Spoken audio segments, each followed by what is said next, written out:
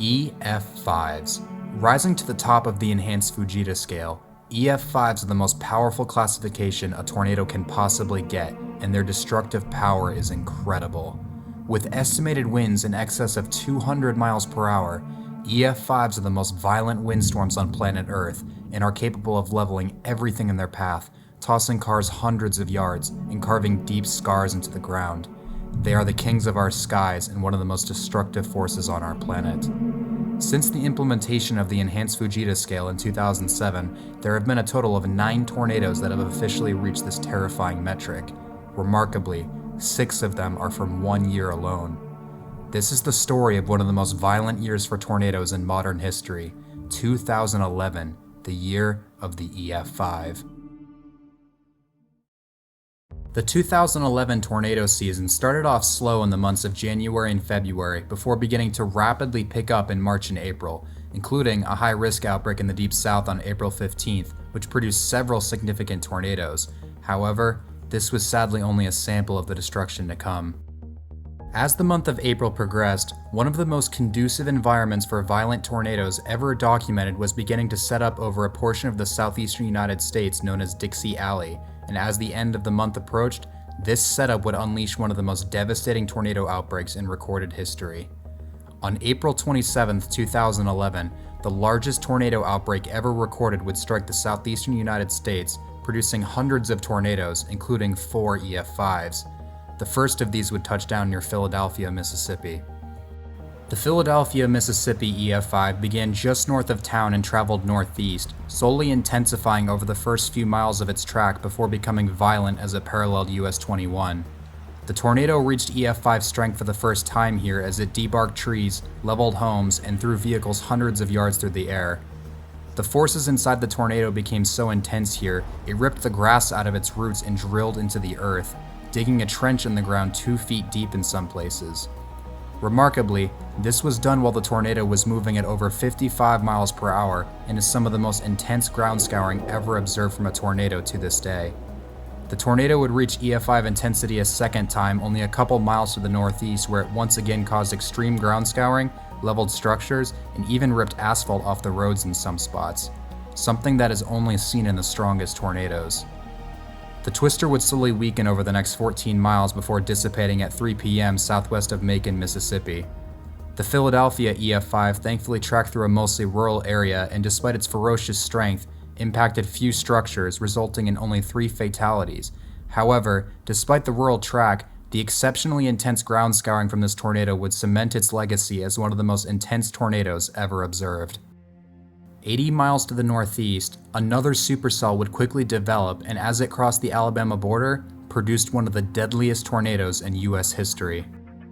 The tornado began at 3:05 p.m. west-southwest of Hamilton, Alabama, and traveled quickly to the northeast, slowly strengthening for the first 15 miles of its track. Minutes later, the tornado rapidly intensified, and as it approached the outskirts of Hackleburg, reached EF5 intensity for the first time. As the tornado moved through Hackleburg, nearly every structure in its path was leveled. Trees would be uprooted and debarked, vehicles were thrown hundreds of yards through the air, and the grass was ripped out of the ground.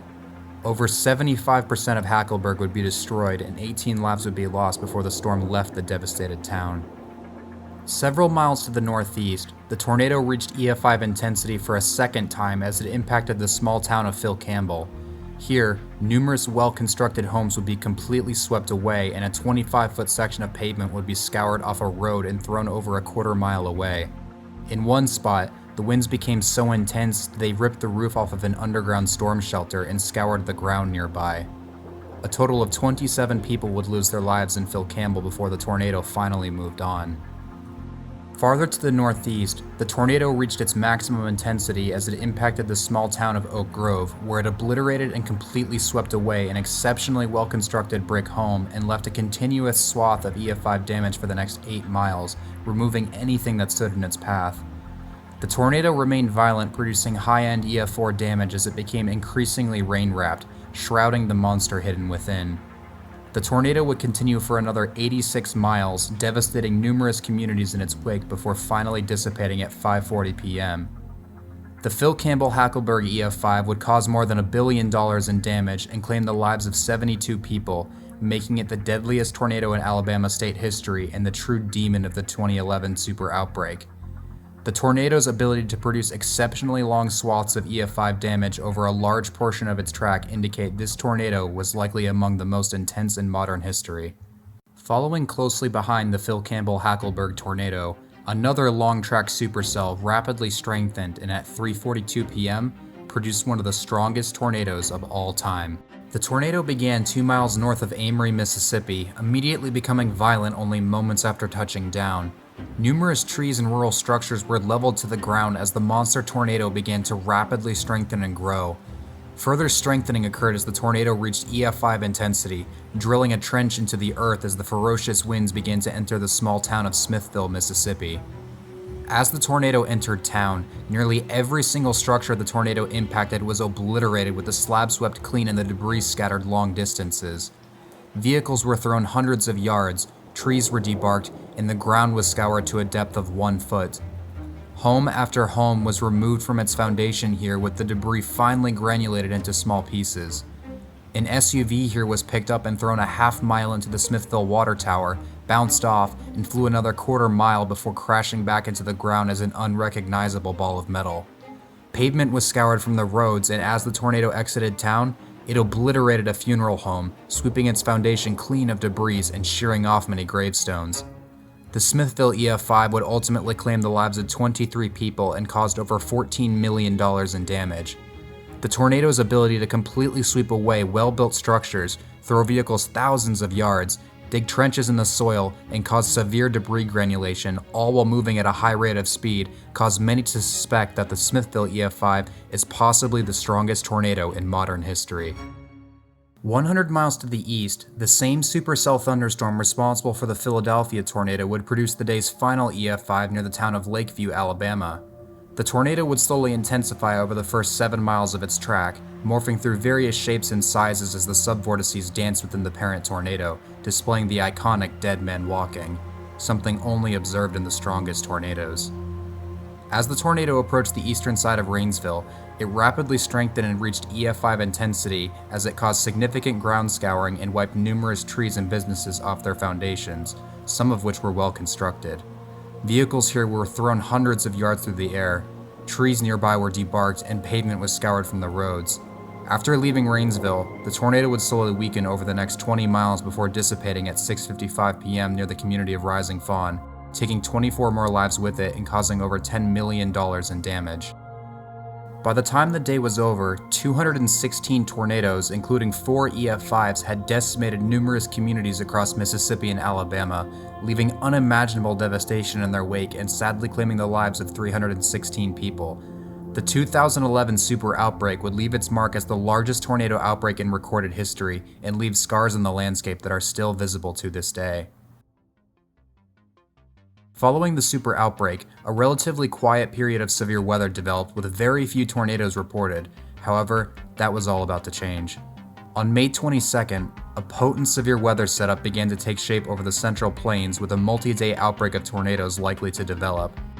By 5:17 p.m., a large complex of thunderstorms had morphed into an organized rotating supercell on the outskirts of the city of Joplin, Missouri, and at 5:34 p.m., produced its first tornado. The tornado began to rapidly expand as it entered the southwestern edge of Joplin, becoming heavily wrapped in rain. Within only minutes of touching down, the now monster multiple vortex tornado had become violent, heavily damaging or sweeping away numerous structures in its path. However, what followed would be nothing short of apocalyptic. The now invisible mile-wide wedge tornado strengthened to EF5 status and entered into the heart of Joplin, obliterating everything in its path. Nothing was spared from the violence of the winds. Hundreds of vehicles were lifted into the air and thrown hundreds of yards like toys. Anchored concrete parking stops weighing more than 300 pounds were tossed 60 yards away.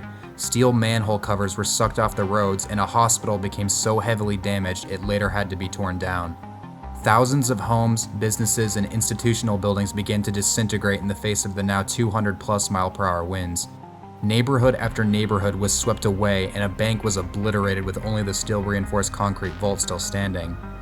The air filled with debris, forming deadly missiles as EF5 damage continued, stripping trees of all bark, scouring asphalt from the parking lots and leveling large shopping centers and steel-reinforced warehouses completely to the ground. By the time the tornado had left Joplin, a city had been devastated and 158 people had tragically lost their lives, with thousands of others severely injured. The total damages from the tornado reached an unbelievable $3.64 billion, making Joplin the costliest tornado in recorded history and one of the worst natural disasters to ever strike the United States. 2 days later, the same potent weather system that had produced the Joplin tornado was bringing the same deadly ingredients together for an even more violent and widespread severe weather outbreak, this time taking aim at central Oklahoma. By 2 p.m., a line of supercell thunderstorms exploded along the dry line and began to track northeast towards the Oklahoma City metro. One of these storms began to dominate the atmosphere and at 3:51 p.m. produced one of the strongest tornadoes ever documented.